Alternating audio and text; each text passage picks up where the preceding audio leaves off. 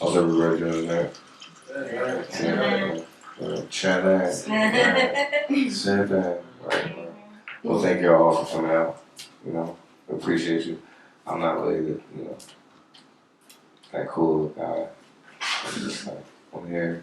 This guy would ask me, and he's my friend. And you do things for your friends. But this is actually like my last show ever, so. Yeah. Why? Yeah, why is your last show? Put on a plate, bro.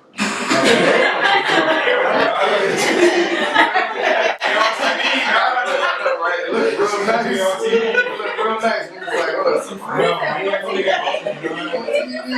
Make it awkward, yo. Because that was live. That's what coming to America. thank you, Alright, well, since you already mentioned that this is your last show, I was going to ask that question, but, why is this your last show? Alright, so my thing is, I've been chasing for years. I'm talking about the dream, hip-hop, just trying to, Ahmad's my DJ, he can vouch for this. Like, we've been chasing for years, right? But I have kids, you know what I mean? Like, I don't want to miss too much. At the same time, like, I do love to do it, but it's becoming one of those things where music is very expensive. Exactly. To create and to promote and to push out. You spend thousands of dollars to create a project. I mean, not talking about the time that you invest into it, but that's even extra because you have to be, like, I'm one of those artists that I believe that I don't want to just make anything, right? I have to have the moment of clarity where it's like, all right, this is a meaningful song. Let's go with this, right? I don't want to be the guy that just raps to rap because I can rap, right? So with that being said, when I finally get all that stuff together, I gotta pay for the beat. You know what I mean? I gotta buy it from the producer because I want to make sure that relationship is right. And I don't just, especially on myself, you got mixing and mastering. You can get away with some cheap stuff nowadays, but if you want quality and you want your song to come right on after whoever's the biggest rapper, after a Drake song, you want the quality to be right, especially if the DJ is spinning something, right? So you got to pay for that. Your graphic design, your marketing, sometimes it's pay to play to be even in certain venues and for your name to be in blogs and depending on, because of course, you'll run into people who give you that, yo, I got you. Don't worry about it. I'll put you in this blog. Or I'll write it. I had that happen before, but when you think about it, you pay for music videos and all these other things. And it's like, yo, you just spent $5,000 trying to put out a project. And then you go sell it for $5. Right? And then or like some people will spend that much on a single. And then you go sell it for $1. So it's like, when you come from like a place where you know how to hustle, like I've been chasing it for years, so I spent tens of thousands of dollars trying to chase this dream, and it's like I love it. Don't get me wrong, I'm not stopping. I'm not gonna stop making songs, right? But as far as the chase, where it's like I gotta go to Cali, all right, I need to get there. You know what I'm saying? Like, all right, well, if I get there, I get there. But at the same time, the chase is not something that I'm going to be doing up until, my kids are in a good place. Okay. Now, that being said, are you still going to stick with the music industry? Are you still going to, are you going to be producing? What can we expect from you in the future in the music industry? Again, I love music, so, I'm always around it, so, and I know a bunch of dope artists, right? So, I have, years in the sense where I can just pass on some information and make sure that, they're doing their thing the right way because they don't have to worry about the things I have to worry about. They got the time, go ahead and do it. Here's the information, this is the plug. You want your stuff on This Is 50 or whatever website that certain people want to get on, boom, I got the plug for it. Might cost you. I'm gonna be that guy, and with events and all that stuff, and I'll be doing that. Just not as much, right? But I'll be around. Okay, that's good to hear. Yeah. Now, okay, so you're definitely a dad. So how has being a dad affected your music? Has your music changed since you have become a dad, or has it stayed the same? I mean, I've always been a positive person, so it did change. I mean, I would be lying if I said it didn't change, right? But um, I've I've grown more conscious of the types of songs I want to create, right? Mhm. Because my son listens to me, right? He's 9, he'll be 10 and shit, right? So when I first started, well, not started, but when I first had him, it was like, wow, I'm a dad. Like, be mindful of the things that I'm saying in this music. Cause hip hop, we talk a lot of shit. Oh, can I curse? Alright. You know what I mean? Like, alright, I don't know. But yeah, so we talk a lot of shit. We slick talkers, whatever, right? So my thing is, when he came along, he just inspired me, I had a good dad. No, I had a great dad, right? So my thing is, if this is what I'm doing and I'm making music, right, I want to be able to influence people through the music to, make them better, empower them, motivate them, things like that. So I want him to see that, and I want my daughter to see that. So, if God forbid something happens to me tomorrow, right, I have material where they can listen to it. Like, yo, my dad made this. This is, I even got a song with my son. I'll perform it tonight. Yeah, it definitely did change me for the better. Okay, well, that's good to hear. Also, I heard that you do a lot of things within the community. Do you want to introduce any of the organizations that you work with, or any projects that you're working on in the community? Yeah, sure. So I know these cool guys they go by the name of Sage Coalition. My boy again, for the people right here, he has that shirt on with the 8-bit Sage head. We were just some hungry artists that kind of we were hanging out in this warehouse, right? We're in this warehouse, and everybody was doing their own thing, right? So, you got graffiti, you DJing. I had a studio up there.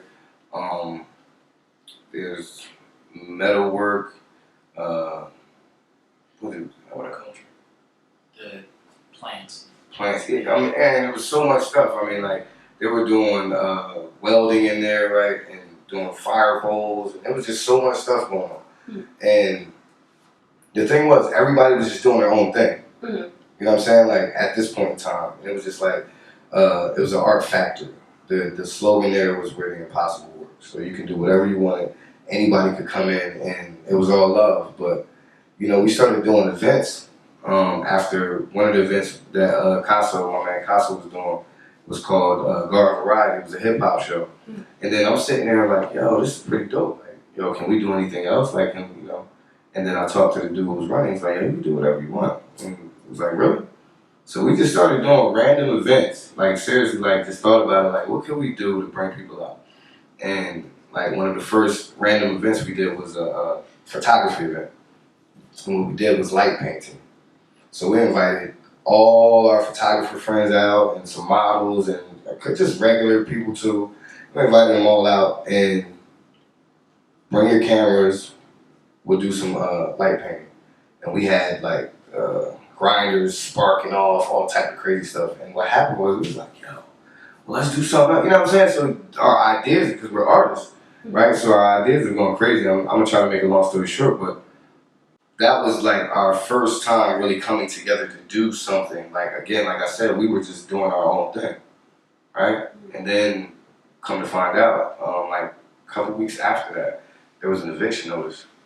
It was an eviction notice for the warehouse. The guy wasn't paying the taxes, whatever, long story short. But I'm like, damn, what we gonna do? We just, we just had our little magic moment. We just found out we could really do whatever the hell we wanted to do. And then, we did a 24-hour fundraiser. Yeah. And it was in the paper every day of the week leading up to it. And it was the day before Art All Night, which is a big 24-hour art event in Trent. And we didn't even realize we did a 24-hour art event the day before another. You know what I'm saying? There was just so much going on. We had 2 weeks.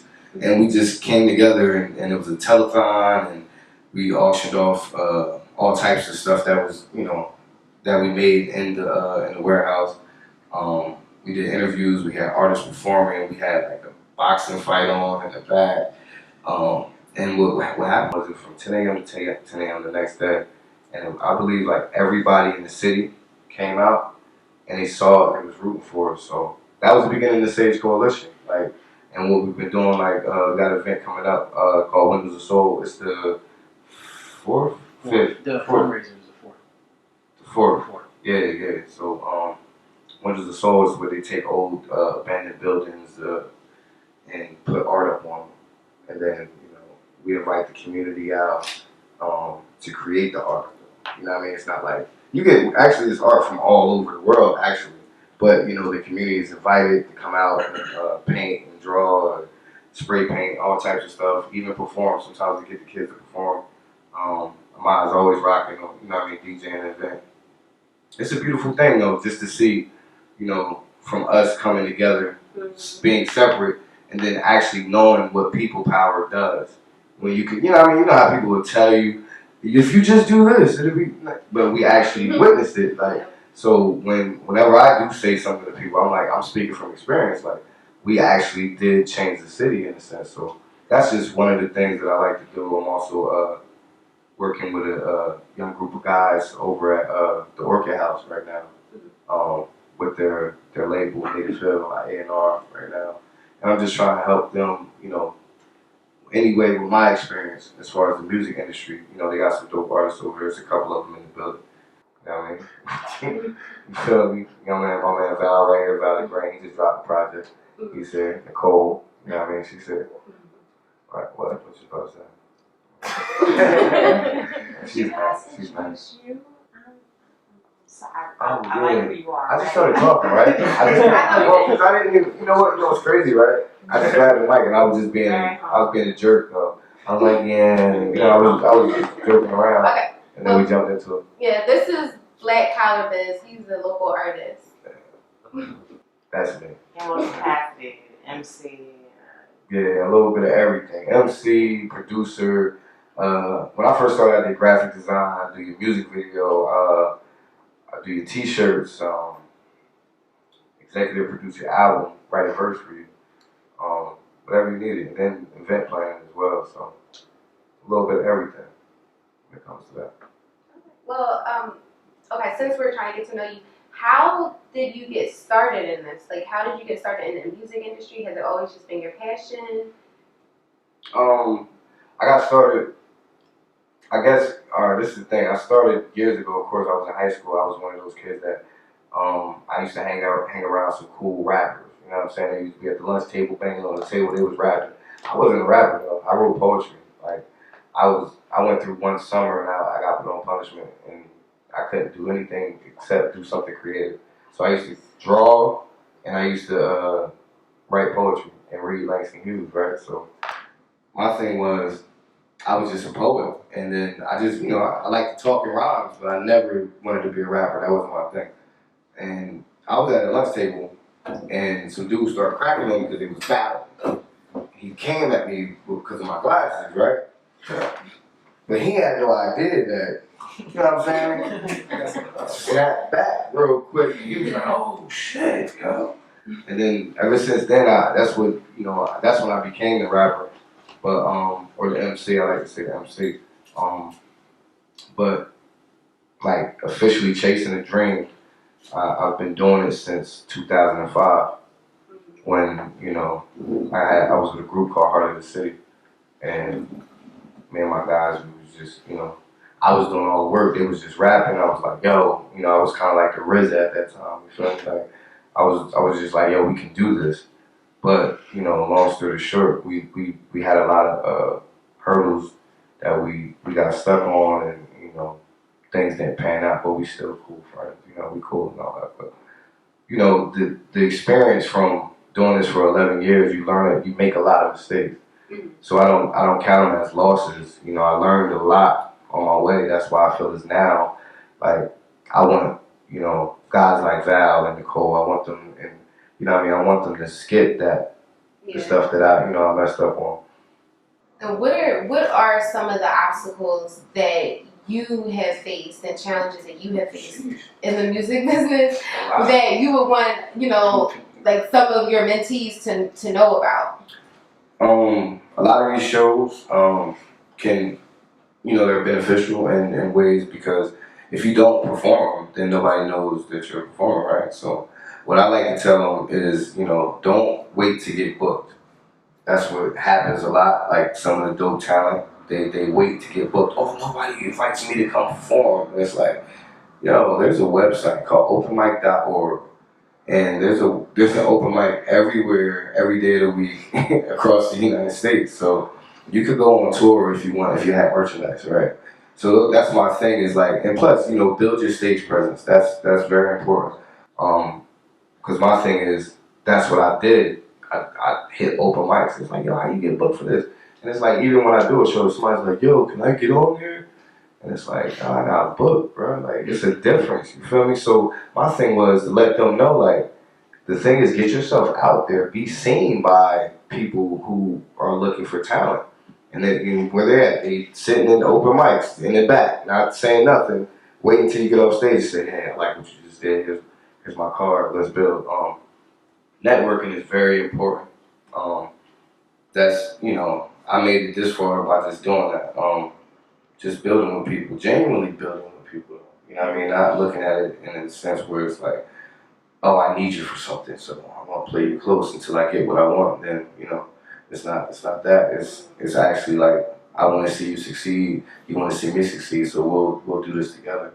But that's one of the things I would definitely pass on, because I think that's the key thing, hitting the stage, because you can get paid, like especially the way the music game is changing. For those that do know this, music is different now. Like, you know, people are like, oh, I want to get signed. Like, no, stay independent, bro. Like, you feel me? Like, because the independent artist doesn't have to pay back a hefty loan. You know what I'm saying? And most of the money that the independent artist is getting is off shows, hitting the road. You know what I mean? Like, so if you start now by hitting the road and getting yourself out there, getting used to it, building your brand up and people seeing you and then having your merch with you, making a couple dollars, even if it's gas money. You know what I'm saying? You're getting used to running your own business. So that's one of the jewels that I drop. But, you know, if anybody needs to know more, you know, you're more than welcome to come holler at your boy. You feel me? Thank you so much. And then last but not least, I also wanted to just ask you about the songs that you're performing tonight. If you could just tell us what your inspiration was in writing the songs, and just tell us more like about each song that you're going to perform tonight. Okay. So I have a project that I've been working on for, I don't know, maybe like a year and some change. It's called A Penny for Your Thoughts. So I figured like, all right, so I'm not going to be performing too much after this, so why not do an exclusive type thing? Only thing that I want to say to y'all now is that I don't have my setup anymore, so there's the actual tracks, which kind of is not going to, you know what I'm saying? Like you're gonna hear my song in the background while I rap on it. I don't like to, you know what I'm saying? Like I don't want it to be that way, but for what it is what it is right now. But Penny for Your Thoughts is more like a short film. What I'm going to do is I'm going to walk y'all through each song as I get to each song so you can kind of visualize it at the same time. My single that I dropped a year ago was called Blessings on Blessings. And it's actually the last song on the project, and it's kind of like the metaphor for the whole thing, because when I was younger, I would see like pennies on the ground, and that was the superstition where it's like, if his head's up, it's good luck, right? So at the beginning of the project, I'm walking to my car, leaving my mom's house, and there's a penny heads up on the ground. And the thing is like, do you believe in luck, right? Or is it just like you're putting out the right energy and the universe is bringing it back to you, or is it God, right? So it's not for me to tell you what it is, but you know, it's one of those things where when you hear the story and you hear the songs and how it ties and plays out, you come up with your own answer at the end. But yeah, so I got the Blessings on Blessings is one that I want to do. I got another one called, or if I run through the titles from top to bottom, hold on 1 second. It's easier if I just look at the names, right? Make life easier. Feel like Drake looking at his phone. Cheating. The first one is called A Pretty Penny, right? Well, actually, I'll be able to get more into it as the songs come on and all that. But there's A Pretty Penny, there's I Love What You're Doing. Oh, I heard about it. Every time I go to this thing for some reason. Oh, there it is. I Love What You're Doing. Then there's like an interlude type thing that I did. It's kind of jazzy. It's kind of like, I don't know, it's just a feeling, right? That leads into another song called Get Out Your Feelings. And then another song is called Don't Let the Devil In. And then it's called, the next one after that is called Find My Way. And then there's a Sanctuary. And then The Weight of the World. Well, actually, Weight of the World, then Sanctuary, and then I ended with Blessings on Blessings. And like I said, it's like a short film, so I'll be able to walk y'all through it. This is the first time that a group of people, like, maybe like 1 or 2 people have, got to hear that so far, but, so when y'all hear it, let me know what y'all think. Okay. Well, thank you very much. I have one more question. Yeah, question. Sure. Before you start rapping and everything, just to get an idea of what your style is, what type of influence, like rappers influence you from? Who's your favorite rappers? My influences hip hop. Well, I'm a big Nas fan, right? Okay. Most Def. So lyrical. Yeah, I mean, but I'm one of those guys. Like I'm lyrical, but I also like to make good music too. But as long as there's a message there. You know what I mean? I'm not too critical on constantly beating you in the head with clever, witty, Right. over the top, deep thinking lines. As long as I feel like I give you a couple songs on a project where it's like, oh, you know what I'm saying? Like, damn, you know what I mean? He can do that. And then it's like, wait, you can do that too. You feel me? Because I'm very versatile. Who else? I'm a big jazz head. I got that from my pop. Like John Coltrane, Miles Davis, Charlie Herbert, Parker. James Brown's a big influence to me. Michael Jackson, Sam Cooke, Marvin Gaye type stuff too. So, but yeah, and I like some of the new stuff that's out now too. I understand everything's not for everybody, but again, like I said earlier, I want to put out something with a meaning every time. Okay. Does anyone else have any questions for Black Collar Biz before he performs? Nope. All right. Okay. All right. Y'all ready to get into it? All right. Let's do it. Alright, so we're gonna take like a 15-minute break. I gotta change the. Oh, God.